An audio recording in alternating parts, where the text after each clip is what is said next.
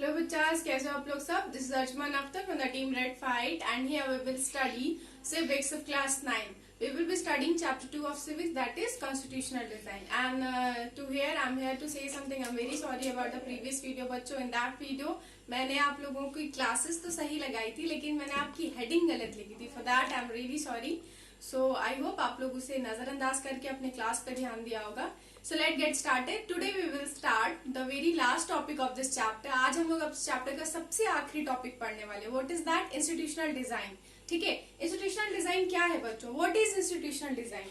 जैसे कि हमारे कॉन्स्टिट्यूशन कैसे बना, हमारे कॉन्स्टिट्यूशन कुछ बेसिक आइडियाज और वैल्यूज को ले आउट करके उन सारे आइडियाज और वैल्यूज को क्या किया गया, एक रिटन लैंग्वेज दिया गया, कुछ रूल्स एंड रेगुलेशन के अंदर उन्हें डाला गया, तब जाके हमारा कॉन्स्टिट्यूशन बना. और ये बात हमें किस में पता चली? हमारे प्रियम्बल में पता चल गई. लेकिन वो जरूरी नहीं, जितना भी कॉन्स्टिट्यूशन के आइडियाज और वैल्यूज है वो सब डिटेल कहाँ हुए, उन्हें एक अरेंजमेंट की जरूरत है, इंस्टीट्यूशनल अरेंजमेंट की जरूरत है फॉलो अप होने के लिए. तो इंस्टीट्यूशनल डिजाइन वही करता है. जो भी कॉन्स्टिट्यूशन के बेसिक आइडियाज और वैल्यूज होता है उसे क्या करता है? इंस्टीट्यूशनल अरेंजमेंट्स देता है. कहने का मतलब ये है कि हर बात को कहने के लिए एक लीगल लैंग्वेज देता है. जब हमारे पास कहने को हो कि राइट टू फ्रीडम है, ये सिर्फ अगर बोलने की बात होती तो हो सकता है बहुत लोग इसे नहीं मानते, क्योंकि इसे कॉन्स्टिट्यूशन में सेट कर दिया गया कि अब एक legal language right to freedom सबके लिए है, तो हम इसे अलाउ भी करते और मानते भी. ठीक है, तो सेम एक्सेस इसी तरह होता है. किसी भी बात को, किसी भी डिटेल को या किसी भी अरेंजमेंट को अगर हम लोग लीगलाइज करें या उसे एक लीगल लैंग्वेज के तहत दें तो लोग उसे फॉलो करना स्टार्ट कर देते हैं. और वो काम किसका होता है? उस अरेंजमेंट्स को देखना, उसे एक डिटेल्ड अरेंजमेंट देना, हर वैल्यू का एंटाइटल जो भी उसका बेसिक रूट है, जो रीजन है वो बाहर निकाला, वो फॉलो अप करना. वो किसका काम होता है? इंस्टीट्यूशनल डिजाइन का काम होता है. इंस्टीट्यूशनल डिजाइन थोड़ा तो लमसम आप लोग समझ ही रहे हो. मैं हमेशा कहती हूँ अपने टॉपिक को सबसे ज्यादा इलैबोरेट करने की कोशिश कीजिए अपने टॉपिक की मीनिंग से, तो आपको बहुत ज्यादा अंदाजा हो जाएगा कि जो टॉपिक आप पढ़ने वाले हो वो किस बारे में पढ़ने वाले हो. तो इंस्टीट्यूशनल डिजाइन काम कैसे करता है, इंस्टीट्यूशन डिजाइन कैसे करता है, हाउ इट वर्क्स, उसके अरेंजमेंट्स कैसे काम करते हैं. In its working there are three major subject aspect. इसको इंस्टीट्यूशनल डिजाइन को वर्क आउट करने के लिए तीन मेजर एस्पेक्ट्स होते हैं इसके. और वो तीन मेजर एस्पेक्ट्स क्या है बच्चों? सबसे फर्स्ट हम लोग इसके बारे में पढ़ेंगे. It lays down the procedure for choosing person to govern the country, that is about elections. इसका सबसे पहला एस्पेक्ट क्या है? ये क्या करता है कि वो प्रोसीजर, वो प्रोसेस को ये ले डाउन करता है. कौन से प्रोसेस को? In which we choose a person to govern the country, मतलब इलेक्शंस को. ठीक है, इलेक्शंस कैसे होंगे, क्या होंगे, इलेक्शंस क्या क्या रूल्स एंड रेगुलेशन होंगे, इलेक्शन में किस तरह की पार्टी खड़ी होगी, कौन सा इंसान इलेक्शन में पार्ट ले सकता है बीइंग अ पार्टिसिपेंट या नहीं ले सकता है, ये सारा प्रोसीजर कौन कंडक्ट करेगा? Institutional design. ये कौन डिजाइन करेगा? हमारा इंस्टीट्यूशनल डिजाइन. इसे लीगल लैंग्वेज कौन देगा? Institutional design. तो ये क्या करता है? उस प्रोसेस को लेज डाउन करता है, उस प्रोसेस को मेंटेन करता है, सुपरवाइज करता है, लेज डाउन करता है, जिसमें कि हम एक पर्सन को चूज करते हैं जो हमारे देश को गवर्न करे. और वो कब होता है बच्चों? किस टर्म में? ऑब्वियसली इलेक्शंस में. तो ये किसका प्रोसीजर लेज डाउन करता है? About elections. इलेक्शंस के बारे में ये सब कुछ देखता है. ठीक है.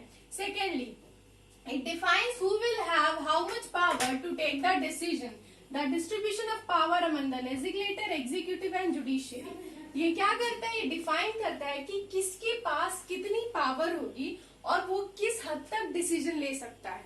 ठीक है, ये इस चीज को लेज डाउन करता है. ऑब्वियसली हमारे कॉन्स्टिट्यूशन ने सबके पावर तो डिवाइड कर दिए, उन्हें बता दिया कि किसके पास कितना पावर है, लेकिन उस प्रोसेस को लेज डाउन क्या करता है? कौन करता है? Institutional design. उसे एक अरेंजमेंट फॉर्म में कौन रखता है? इंस्टीट्यूशनल अरेंजमेंट्स कौन देता है? हमारा इंस्टीट्यूशन देता है. ठीक है, तो कौन से गवर्नमेंट के पास या कौन सी सरकार के पास, कौन सी पार्टी के पास कितनी पावर है कि वो किस तरह का डिसीजन ले सके, ये देखता है. ठीक है, और किस तरह की पावर हमारे सिस्टम में है? The distribution of power among the legislator. Legislator कौन होते हैं बच्चों? One who makes the law. वो सारे मेंबर्स जो पार्लियामेंट में होते हैं या फिर किसी भी ऊंचे ओहदे पे होते हैं, जो लॉ बनाते हैं, उन्हें हम लेजिस्लेटर ग्रुप में डालते हैं. Executive, one who follow up the law, जो वो लॉ को एग्जीक्यूट करते हैं. ठीक है, हमारे prime minister, chief minister, anybody, कोई भी मिनिस्टर या कोई भी पॉलिटिकल लीडर या anybody who that execute that power, जो उस पावर को एग्जीक्यूट करता है. जुडिशियरी क्या है? हमारा लॉ सिस्टम. राइट, हमारा लॉ एंड ऑर्डर, हमारा judiciary system, supreme court, high court and all. तो ये सारे ये पावर्स हमारे 3 पार्ट्स में डिवाइडेड है। ना एग्जीक्यूटिव लेजिस्लेटर को इंटरफेयर करेगा, ना लेजिस्लेटिव एग्जीक्यूटिव को और जुडिशरी को। लेकिन एट सम पॉइंट लेजिस्लेटर्स क्या होते हैं, कभी कभी हाई रैंकिंग पावरफुल होते हैं। अगर executive is not working accordingly तो लेजिस्लेटर उन्हें इंटरप्ट कर सकते हैं। ये था इसका सेकेंड एस्पेक्ट, काम करने का दूसरा तरीका। थर्डली, और कौन से यूनिट पे काम करता है, it puts limit to what the government can do by providing some rights to the citizen and that can not be violated. कहने का मतलब है कि एक गवर्नमेंट को जितनी पावर मिलनी चाहिए उसे उतनी एक्सरसाइज करनी चाहिए। तो ये क्या करता है, एक सरकार के पास कितनी ताकत है, एक पॉलिटिकल पार्टी के पास कितनी ताकत है, ये उसका लिमिट, बाउंड्री सेट करता है। और ये कैसे करता है boundary set, by providing citizen some right. हम we are the citizen of India, we are the citizen of India, तो हमें कुछ ऐसे बेसिक सम राइट्स ऐसे प्रोवाइडेड है जिससे कि ये पता चलता है कि गवर्नमेंट हमें सप्रेस नहीं कर सकती। क्यों? क्योंकि हमें कुछ राइट्स मिले हुए हैं, ठीक है। एंड वो उसको वो क्या कर सकते, वायलेट नहीं कर सकते, उसको वो नजरअंदाज करके हमारे साथ नुकसान हमें नहीं पहुंचा सकते। और हर सरकार के पास उनकी पावर्स क्या है, यहाँ पर डिस्टिंग्विश है, अलग अलग बटी हुई है, कौन कितने पावर में काम कर सकता है। और हर गवर्नमेंट को उसकी पावर लिमिट कर दी गई, उनकी हद है, उनकी बाउंड्री सेट कर दी गई कि कौन अपने हद से बाहर जाके अपने पावर का गलत इस्तेमाल नहीं कर सकता। ऑब्वियसली पॉलिटिक्स है तो लोग अगर खुद पावरफुल है तो अपने प्रजा के साथ ऑब्वियसली हो सकता है कि इनजस्टिस करे। तो इसी के लिए हमारे कॉन्स्टिट्यूशन ने क्या किया, इंस्टीट्यूशन डिजाइन ने हमें कुछ बेसिक राइट्स दिए। जिस राइट्स जो पता है कि हमारे पास वो राइट्स है तो सरकार हमारे साथ गलत नहीं कर सकती। अगर हमें वो राइट नहीं होता तो सरकार हमें गलत भी करती, ह्यूमिलिएट भी करती, हो सकता है एट सम पॉइंट हम लोग को बहुत ज्यादा परेशान भी करती, बट ऐसा नहीं कर सकती। क्यों? क्योंकि ऑलरेडी कॉन्स्टिट्यूशन ने ये सेट कर रखा है। और वो पावर जो कि एक नॉर्मल सिटीजन को दी जाती है ताकि वो किसी भी मेजोरिटी से खुद को सेफ रख पाए, उस पावर को हम लोग क्या कहते हैं, उस राइट को फंडामेंटल राइट्स कहते हैं। हमारे जो बेसिक सिटीजन राइट्स है वो कहाँ इंक्लूडेड है, हमारे फंडामेंटल राइट्स में। ओके, तो ये थी हमारी 3 एस्पेक्ट्स, 3 टर्म्स ऑफ यूनिट्स जिस पे इंस्टीट्यूशनल डिजाइन काम करता है। और इसके सारे सुपरविजन का काम किसका है, इंस्टीट्यूशनल डिजाइन का। इसे बेसिक लैंग्वेज देना, आप इसे कुछ भी कह सकते हो, रहना, हटाना, चेंज करना, ये सब काम किसका, इंस्टीट्यूशनल डिजाइन का।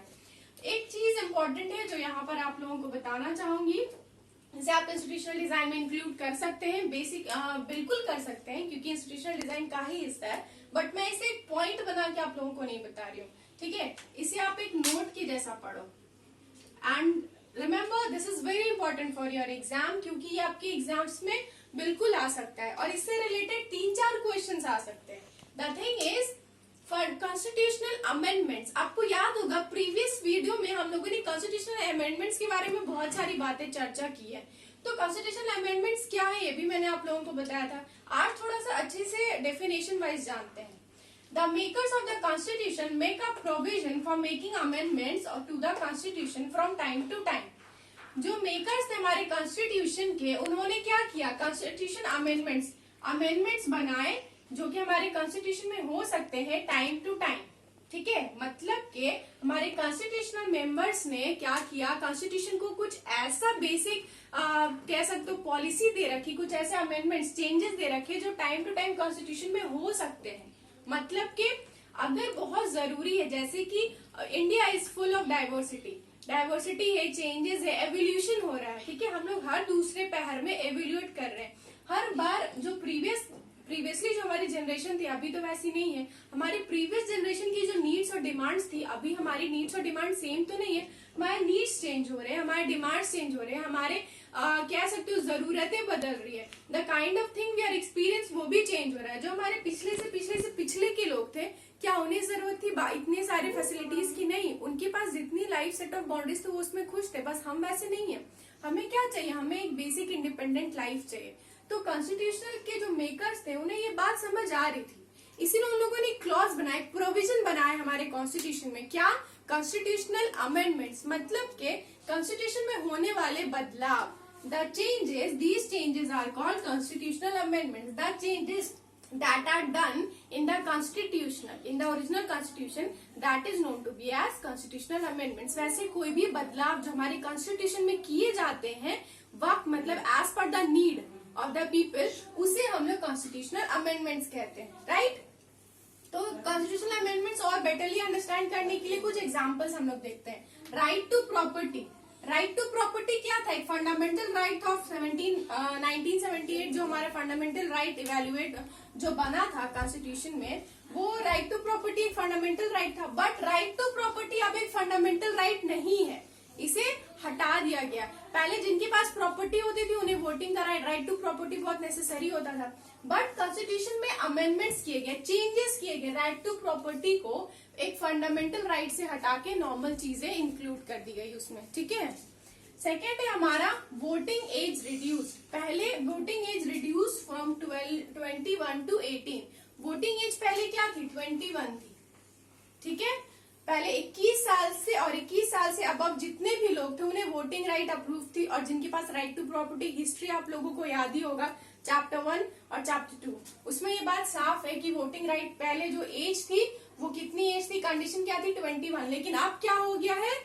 18 हो गया। ये कब चेंज हुआ? 1989। तो ये भी चेंजेस कर दिए गए। ये भी क्या? Constitutional amendments. ये जो बात ये हमारे कॉन्स्टिट्यूशन में ऑलरेडी स्टिक थी, ये बदल नहीं सकती थी। लेकिन क्योंकि बहुत सारे चेंजेस आने लगे, बहुत कुछ ऐसे नीड्स आने लगे, जिसकी वजह से हमारे कॉन्स्टिट्यूशन मेकर्स ने ये चीज डिसाइड की कि अब इस चीज को बदला जाए। तो 21 से हटा के एज लिमिट क्या कर दी गई? 18 कर दी गई। Third, introduction of GST, goods और सर्विस पे टैक्स लगना। ये पहले नहीं था, अब ये 2016 में आया है, ठीक है। तो ये क्या है?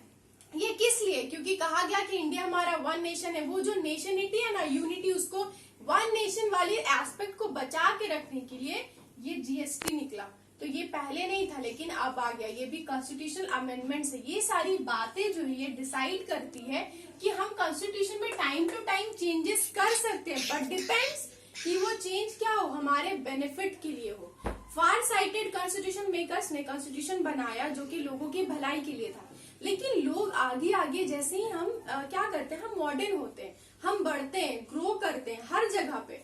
आप टेक्नोलॉजी वाइज ले लो, एकेडमिक वाइज ले लो, लाइफ वाइज ले लो, नीड्स वाइज ले लो, हर जगह हम अपने आप को ग्रो करते, इवेल्युएट करते हैं। तो एवोल्यूशन के तहत कॉन्स्टिट्यूशन अपने आप को टाइम टू टाइम बदल सकता है। इसका मतलब ये नहीं कि होल कॉन्स्टिट्यूशन बदल जाए, नहीं। वैसे कॉन्स्टिट्यूशन के पॉइंट्स जिन्हें थोड़ा सा मॉडिफाई करने की जरूरत है, उसमें चेंजेस लाने की जरूरत है, वो हमारे कॉन्स्टिट्यूशन में हो सकता है। सो इसलिए आपके 2-3 क्वेश्चन आ सकते हैं, कुछ चेंजेस पूछे जा सकते हैं कॉन्स्टिट्यूशन अमेंडमेंट्स के। कॉन्स्टिट्यूशन अमेंडमेंट्स क्या है वो पूछे जा सकते हैं, या why it is necessary to have a constitution, या why do we need a constitutional amendments. ये सारी बातें पूछी जा सकती है। तो इन सबका आप आंसर कर सकते हो। So that's all for today. ये था आपका लास्ट टॉपिक जो आज आप लोगों का खत्म होता है। आज आपका थ्योरी पार्ट पूरा एंड हो गया इस चैप्टर का। We are finish with chapter 2 of civics. And next video हम क्या करेंगे, कुछ क्वेश्चन आंसर्स डिस्कस करेंगे। एंड रिमेम्बर बच्चों, that question answer is important. और आपके रिलेटेड एक्सरसाइज के लिए मैं आपको क्वेश्चन आंसर इसीलिए देती हूँ ताकि आपको पता चले how much you are gone with your chapter. So see you all tomorrow. Till then study hard. If you have any kind of issues related to this topic, आप मुझे कमेंट सेक्शन पे पूछ सकते हो। I will be there to help you out. Till then बच्चों, bye bye, stay safe.